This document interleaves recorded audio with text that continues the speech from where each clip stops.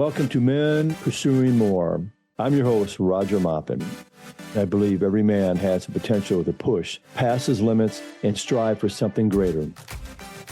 Whether you're a former athlete who is looking for what's next, a professional pushing through the daily grind, or someone simply ready to break through life's toughest challenges, you're ready to step into the pursuit of something more.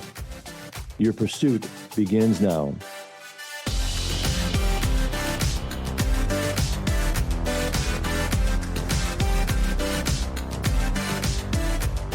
All right, welcome back to Men Pursuing More. I'm your host, Roger Maupin. Today we have Ed Cassidy joining us. And before we dive into your story, Ed, a few fun facts. First one is your favorite all-time NBA team. That would have to be the Larry Bird and the Celtics. Yeah, Larry Bird and the Celtics. I've been seeing a lot of reel on Facebook about Larry Bird and highlights of Larry Bird and Michael Jordan. All right, Absolutely. How about your favorite? I wonder if your favorite all-time player, would that be Larry Bird too? That would be Larry Bird as well. Absolutely. Good guess, Roger. How about that? Good guess. If he shoots a high percentage like you, so the last question, your average shooting percentage, your average career shooting percentage of all time, was it 70, 75%, maybe 80? Depends. If you were guarding me, it was always like near 80%. Oh, yeah, it was probably higher than that. It was almost 100%. We'll just leave it at about 70%. Oh, you're too kind. Thank you. You got great form, great technique in your shot, so you can teach a lot of others about like just that balance and shooting form. All right, let's get right into it now, and let's have you tell the listeners about growing up in Inver Grove Heights.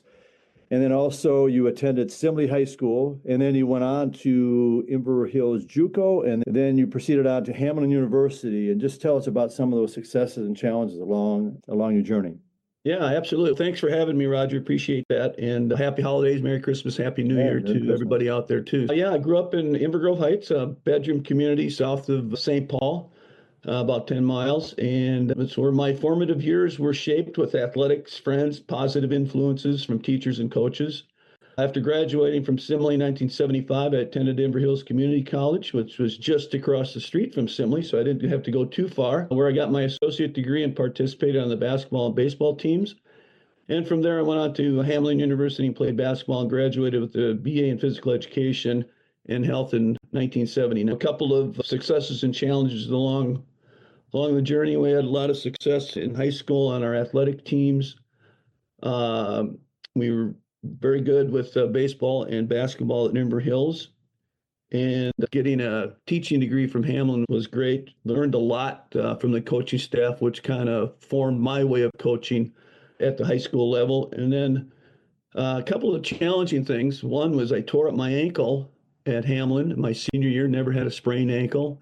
And it was difficult. It was, I don't want to say a wasted senior year, but we were off to a 7-1 start and tore up my ankle. And then the other senior on the team, Dave Massbaum from Henry Sibley, which is now Two Rivers, almost lost his finger in an accident. Us two were out for a while and we struggled a little bit. I came back, but was never the same, but nonetheless had a great experience. And then after graduating from Hamlin, trying to find a teaching job at that time, there was lots of teachers and lots of competition for physical education jobs. But nonetheless, persevered and made it through. And that's where I'm at, what I'm doing, and how I started my journey onto my career. Tell us about after Hamlin. You talked about your teaching, coaching opportunities, and tell us about some kind of highlights and kind of some challenges along the way. And you already talked about that kind of challenge of your senior year. And you think about your senior year at Hamlin, and you have that serious kind of ankle sprain that it's like your senior year. You want to make it a spectacular year, and then you and another senior get injured during the year. A setback there. But tell us about after Hamlin, the kind of teaching and coaching opportunities and some of the highlights and challenges. Yeah, my big break came in 1988 when I was hired at De La Salle High School in Minneapolis as a PE teacher.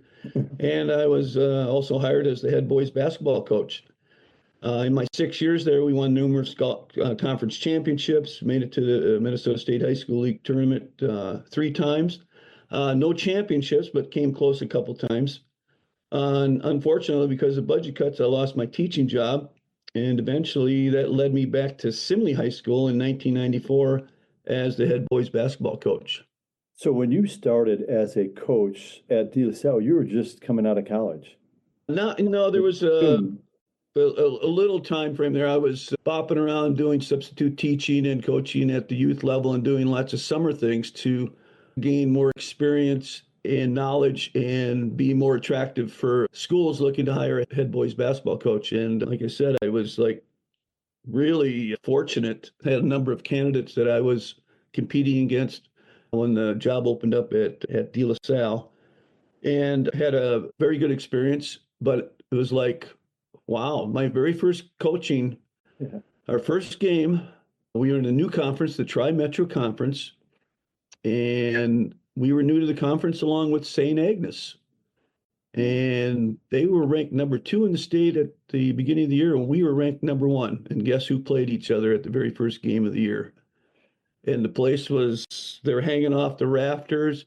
We were down 10 at halftime, and I'm going, wow, I'm a little bit in over my head. And so I took a deep breath and talked to the coaching staff, and we made a couple adjustments, and we ended up winning the game. Wow, talk about out of the frying pan and into the fire. But great experience, made me prepare much better as we moved into my first year as a head boys basketball coach. Yeah, do you think about a takeaway from that? You're a young coach and you just didn't rely on your understanding knowledge of the game through high school, through college, and then maybe going to camps, but you utilize your coaching staff. It's okay, we need to make some changes here. We're playing, hey, we're number 1, they're number 2, and hey, we got a tight game here. And yeah, it's your support system is very important, and to trust and rely on them, and they know that they're going to be valuable contributors. They were, as a head coach, you're going to listen to a lot of ideas and suggestions, but they're good enough to know that, hey, I'm not always going to do what they say or accept their ideas, and which is great because then that makes for an even closer networking relationship. yeah, that's a huge takeaway for any listeners out there that are just beginning coaching, or those that have been coaching for a number of years understand that, or looking to maybe get into coaching. I think that's a huge takeaway. You're only as good as coaches around you, and really want to build off the coaching staff you have. Let's talk about, you share with the listeners returning to Simley High School and then eventually coaching at St. Bernard's, but also coaching your son at St. Bernard's. And work, kind of your wife also would work too at St. Bernard's, but let's start with Simley High School first. Yeah, returning back to Simley was a great experience due to the support and love I received from alumni, faculty, and staff in the community. We won a state championship in 1997, which of course was special, but even more so as I was on the Simley State Consolation Championship team back in 1974. At that time, it was the only 2 times Simley boys basketball has ever been in the state tournament, and I was part of both. That's really cool. Phenomenal, a lot of fun, great, one I'll cherish and never forget. And then after the 98 season, I left Simley to be an assistant men's coach at Concordia University. After 2 years there, I became the St. Bernard's head boys coach, where my wife Jennifer was the school principal and my son Patrick and daughter Allison attended school. Again, a very special and positive experience with the whole family involved with athletics, academics, and the spiritual element of being employed at a private school. And one of the highlights of my coaching career was coaching my son Patrick from 9th through 12th grades and taking St. Bernard's to the boys state basketball tournament for the first time in school history. We were able to do that 3 times. Unfortunately, St. Bernard's closed its doors in 2010. However, I was fortunate enough to become an assistant coach the following year at Bemidji State University and was able to coach Patrick again in his senior year. I give Patrick a lot of credit for being able to separate dad from coach and coach from dad. Not an easy thing to do, and I appreciate his love and support for being the young, outstanding man that made this a very special experience for both of us. That's pretty special. You had your son and daughter at the same school and your wife as a principal, and you coach, and then I think Phy-Ed teacher, right? There at St. Bernard's? Right. Yeah, that's pretty special. Of all 4 of you there, were all 4 of you there at one time? Like, was your son older or was it your daughter who was older? Daughter was 2 years older. Okay. Yep. She played basketball. She played basketball, volleyball, and softball. Decided not to do volleyball, but she was involved with the fine arts department in the plays and that type of thing. Oh, yeah. And so she had a well-rounded, great experience, as well as my son, who also was in the band, played the drums, and participated. He was a three-sport athlete as well. What's interesting too is when I introduce Patrick to people, they look at him and they look at me, and I know what they're thinking because my son's 6'6" and I'm only 5'10". Because they always think, "Oh, Ed's kid, he played at Bemidji State, must be a pretty good point guard." No, he was a power forward. But just playing against you, Ed, I know for a fact that you could score on your son probably at, he might not say this, but I know you can shoot over 6'6" guys, and just playing against you so often. There was a time where I used to, intimidate him, beat him, and that's not so much anymore. With all that, I know I played against you in men's leagues, also men's leagues tournaments, pickup ball, you name it. But share with the listeners, with all the men's leagues and tournaments and pickup ball you've been involved in, and all the men you have considered or connected with, any kind of particular highlights you'd like to share with us of all those leagues and tournaments and pickup ball that you've been involved in for all these years? It's interesting that there's been a lot of basketball, let's put it that way, and really enjoyed my time. And at 67 years young, I'm still playing. And I always tell people when they look at me and tell them that I'm playing, they look at me like I'm crazy. But I always say, the older I get, the better I was. And the relationships with all the men I've met and connected with is second to none. Great people from all walks of life and backgrounds, and each one of them has contributed to me in some form of positivity in my life, whether it be from family, jobs, religion, education, and of course, athletics. And with that, I'm always trying to learn from others. I think we mentioned last time we talked like people being sponges, and I'm trying to be a sponge still at my age, and trying to connect and trying to see other people's take on life and what it's brought to them and what they've shared with me, and how we can take each other's ideas and turn it into a positive if it's a negative, and make a difference in people's lives by listening to them and reaching out when necessary. Yeah, we know in the heat of the game, that's not where you really have those civil conversations always, but then it's off the court where you build those relationships with those guys.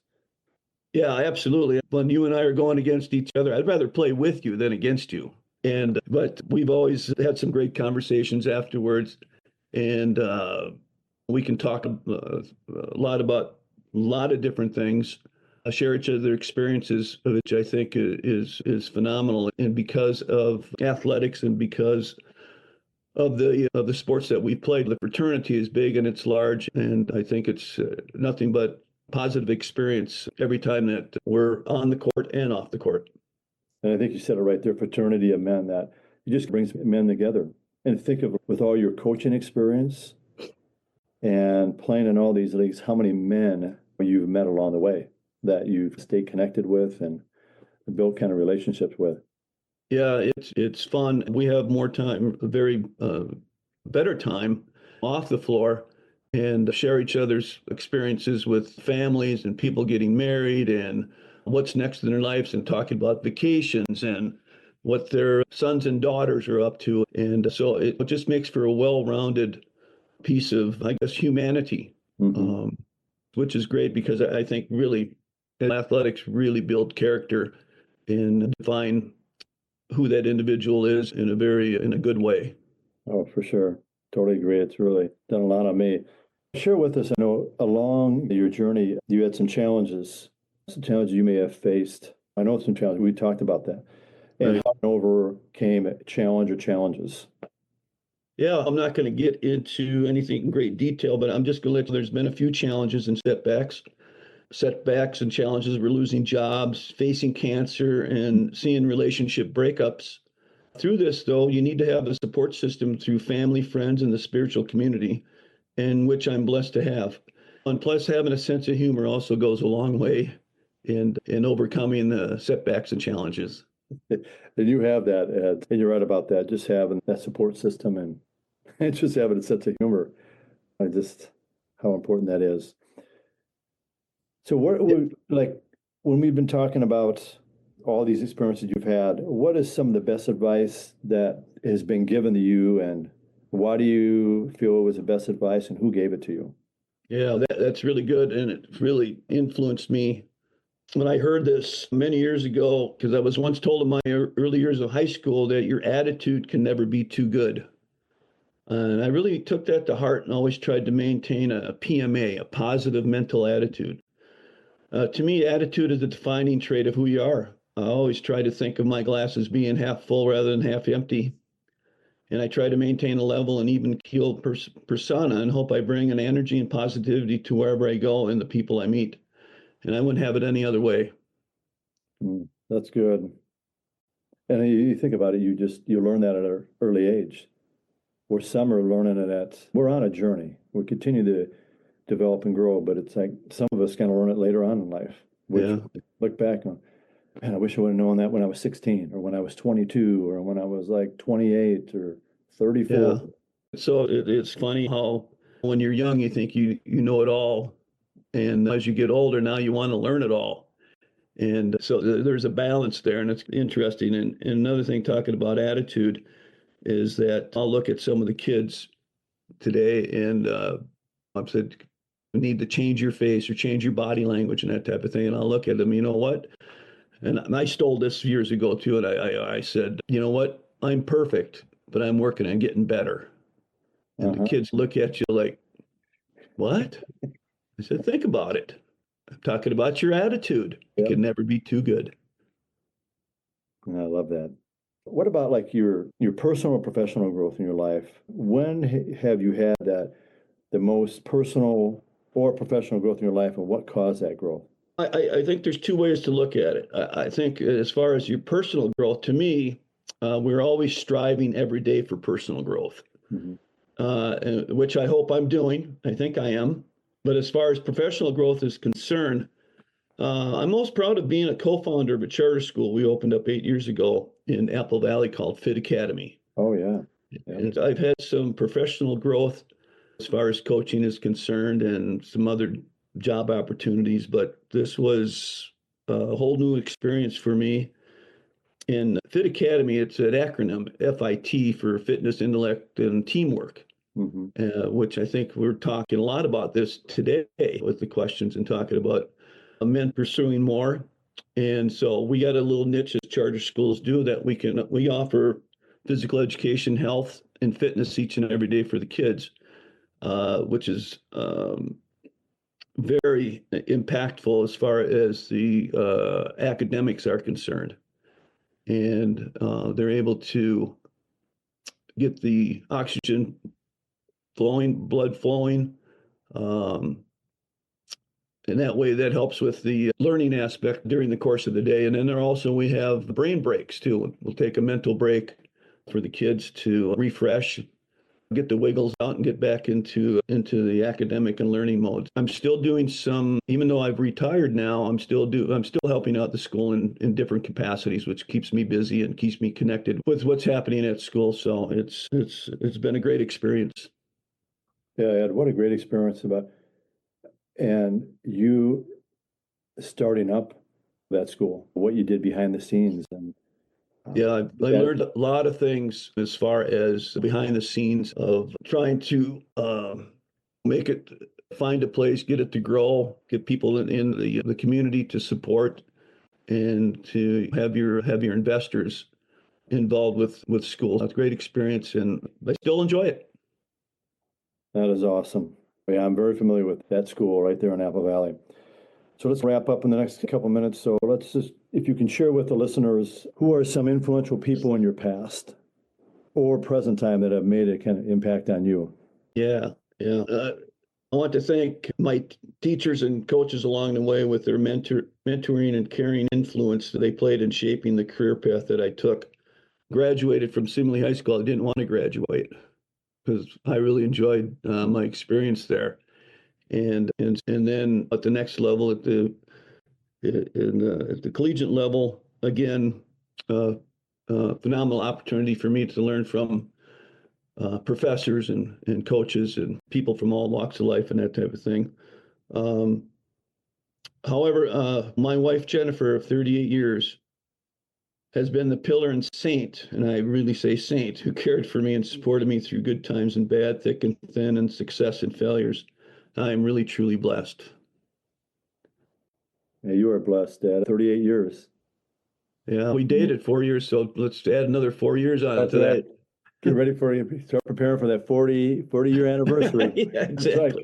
Let's wrap it up with some final thoughts that you want Yeah. to leave with men as they continue their journey personally and professionally.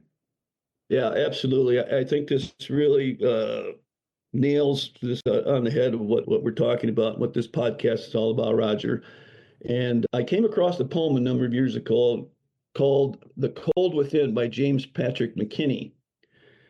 And it's about a number of men who are stranded in the wilderness, and each man has some wood that would keep the fire going, but they all find a reason not to share it because of either racism, class prejudice, or straight up selfishness. All the men freeze to death, but it's the metaphorical cold within. It was their unwillingness to be kind to each other. And so I'm saying to men out there, be kind and share your stick to keep the fire going. I love it. What a great way to wrap it up. Yeah, I love that. So, Ed, I want to ask you, where can listeners find you? I know they can find you on the basketball court, but where can they follow your story? Are you on Facebook, Instagram? Where might that be? Because I'm old school, I'm not a social media savvy guy, so I'm not on any of those things. I'm sure if they Googled me or went to the Fit Academy website, there's some information there. But I'm still, if they ever want to come up to a Simley girls basketball game, I'm still helping out there. I'm volunteering, and I'm around, and I live right over by the community, Inver Hills Community College. So I didn't move too far away from Inver Grove Heights. So I always say, once a Spartan, always a Spartan, and there you have it right there. All right, that's a wrap with Ed Cassidy. I want to thank you, Ed, for being a part of the Men Pursuing More podcast. Appreciate it. Happy holidays. All right, Ed. Thanks. Thanks, Roger. Hey, thanks for listening to Men Pursuing More podcast. Don't forget to follow us at mopandcoaching.com.